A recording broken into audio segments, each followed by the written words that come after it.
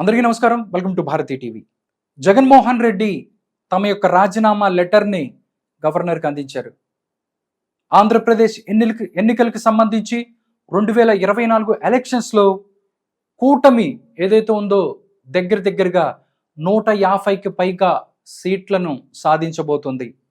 ఈ యొక్క ఏదైతే ఉందో మెజారిటీలు గోరంట్ల బుచ్చయ్య చౌదరి అవ్వచ్చు, పవన్ కళ్యాణ్ ఎవరైతే కూటమి అభ్యర్థులకి హ్యూజ్ మెజారిటీ వచ్చింది.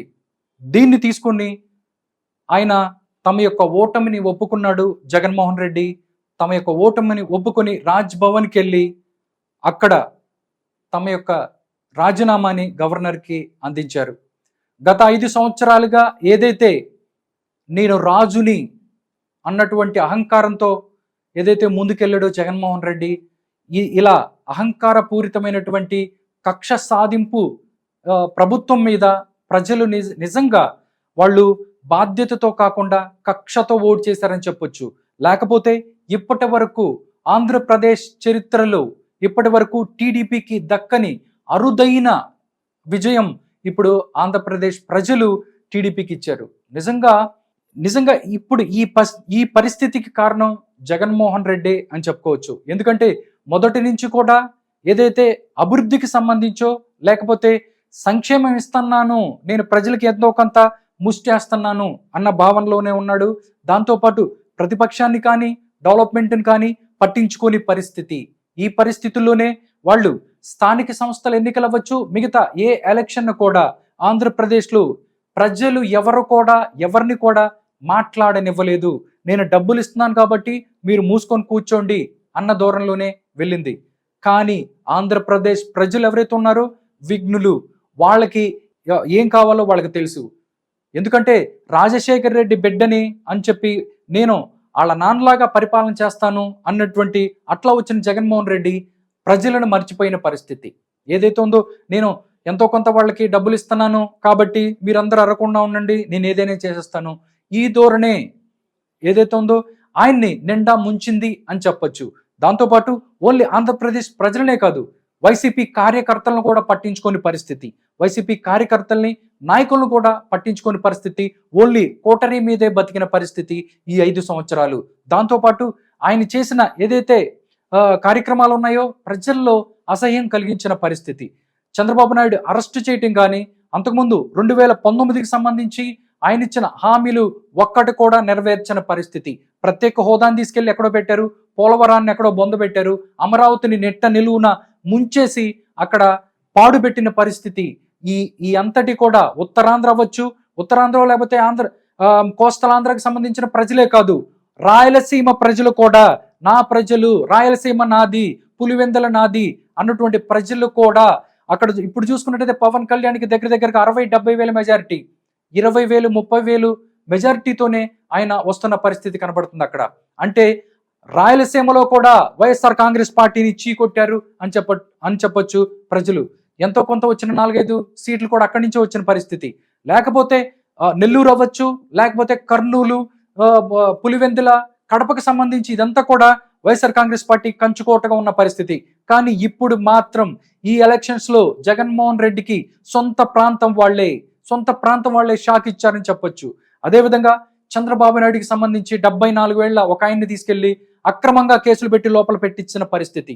దీంతో పవన్ కళ్యాణ్ని వ్యక్తిగతంగా టార్గెట్ చేయటం, దాంతోపాటు మద్య నిషేధం నేను చేస్తానని చెప్పి వాళ్ళందరినీ కూడా మద్య నిషేధం చేయకుండా వాళ్ళ బ్రాండ్లు జే బ్రాండ్ ఏదైతే ఉందో ఆ మందు తీసుకొని వాళ్ళందరినీ కూడా ఆల్మోస్ట్ వాళ్ళ యొక్క ఆరోగ్యాలు పాడైపోవటానికి, వాళ్ళు వేరే రకంగా చనిపోవటానికి కూడా కారణమైన పరిస్థితి.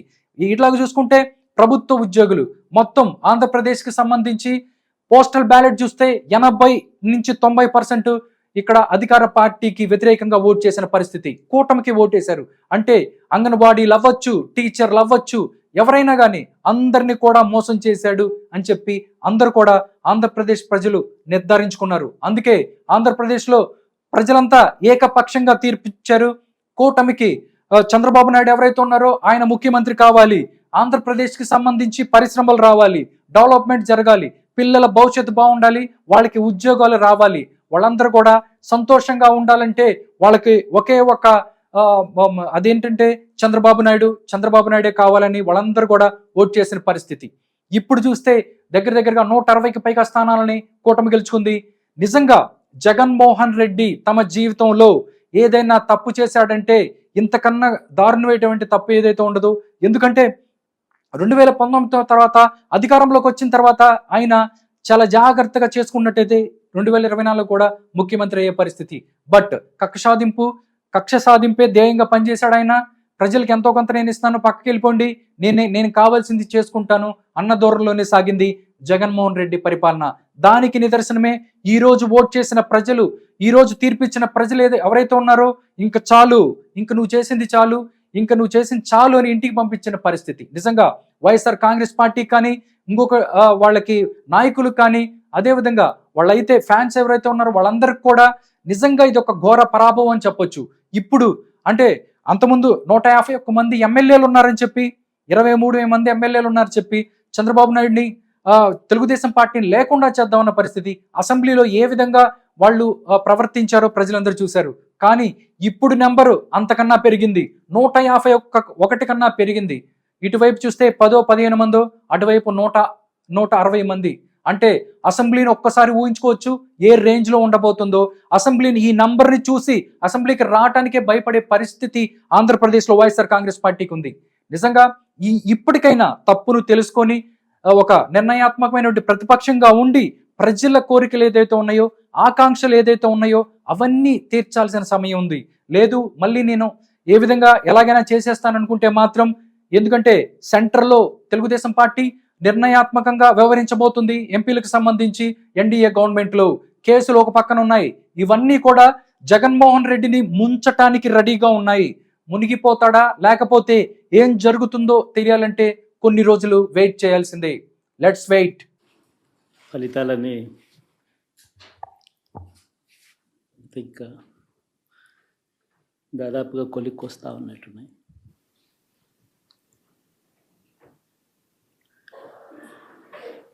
చూసిన ఫలితాలు జరిగిన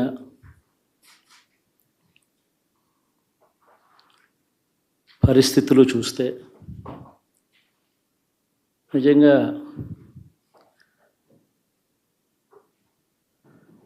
ఆశ్చర్యంగా కూడా ఉన్నాయి.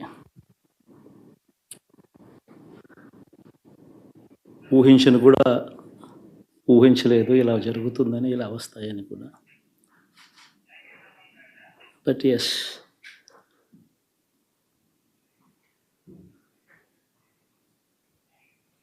అమ్మఒడి అందుకున్న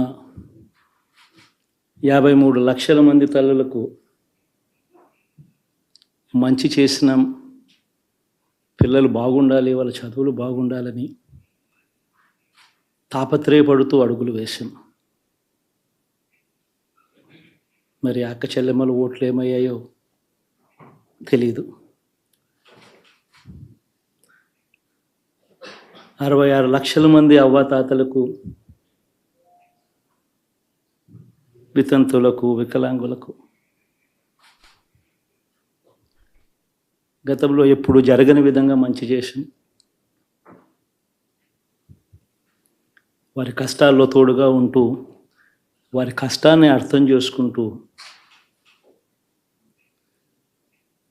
వారి ఇంటికే పంపించే వ్యవస్థను సైతం తీసుకొస్తూ, గతంలో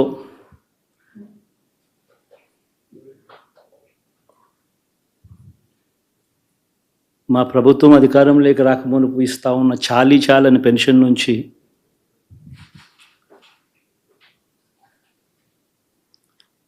ఎంతో మంచి చేస్తూ అడుగులు వేసినా కూడా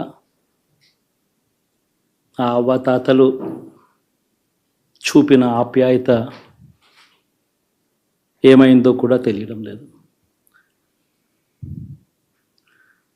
దాదాపుగా 1,05,00,000 మందికి పొదుపు సంఘాల అక్క చెల్లెమ్మలకు మంచి జరిగిస్తూ, వారి కష్టాలనే మా కష్టాలుగా భావిస్తూ, ఇచ్చిన ఏ మాట తప్పకుండా అన్ని రకాలుగా వాళ్ళకు అండగా ఉంటూ ఆసరాతో తోడుగా ఉన్నాం, సున్నా వడ్డీతో సైతం అండగా ఉన్నాం, చేయూత సైతం తోడుగా ఉంటూ నిలిచాం. మరి ఆ 1,05,00,000 మంది అక్క చెల్లెమ్మల ప్రేమాభిమానాలు ఏమయ్యాయో తెలియవు. 26 లక్షల మంది చేయూతను అందుకుంటున్న అక్క చెల్లెమ్మలు వారి ఆప్యాయత ఏమైందో తెలియదు.